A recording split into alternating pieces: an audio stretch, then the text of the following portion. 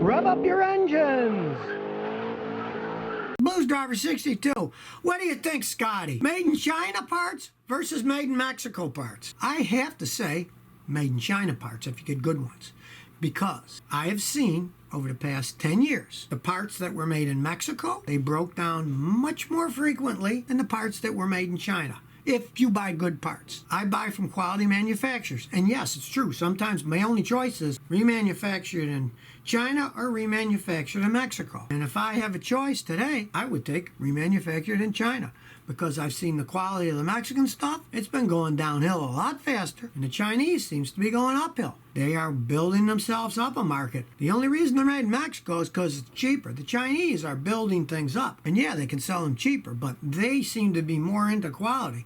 Where in Mexico, it's like, it's just a cheaper place to make them. We'll make there and we won't care. As an example, I've seen a lot of stuff in AutoZone now that they're switching from Mexico to China. I talked to a guy that works at them, higher level, and he said, yeah, they sent us to China, and we looked at the quality control, and we analyzed which are better and which are worse, and we're moving more towards Chinese parts and away from the Mexican parts. So I would say China. Ken Land, what are you doing? Everything is made in China, every name brand. I'm just under the impression that there's very few quality automotive parts that come out of China. Now, that used to be the truth. But today, there are actually quite a few quality parts that come out of China. You have to understand that in China, they actually make very good cars because their new factories all started from scratch. They're very automated. Their big problem, from what I read over there, is the workers that they have, most of them have to be engineers because they have to be able to fix the robots that make the cars, reprogram them, and help design things. So their labor costs are really high there. Now, they don't have nearly as many people working on it because the robots build them, which is kind of funny when you think about it because there's so many people in China. You'd think they wouldn't care, but they're very modern, and they make some very good products these days.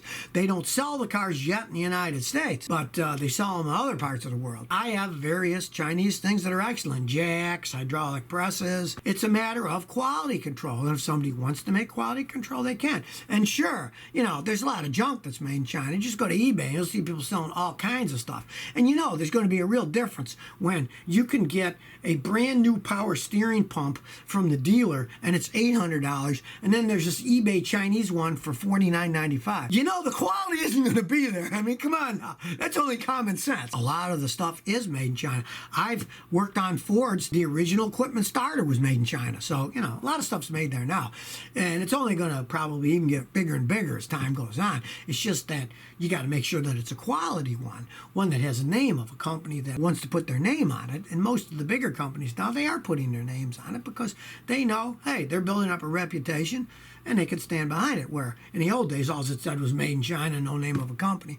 Those you want to stay away from. August Spring. Scotty, I'm 18 years old and live in Sweden. I'm thinking about buying a Jaguar S-Type R V8 supercharger. You think it's a good idea? Well, it is if you have a rich father. My wife's niece, she used to date a guy in Sweden when she lived in England, and his parents were millionaires. And if it was him, go right ahead. What the heck? They got millions to throw into the thing. They're fun to drive, they're fast, and they're endless money pits.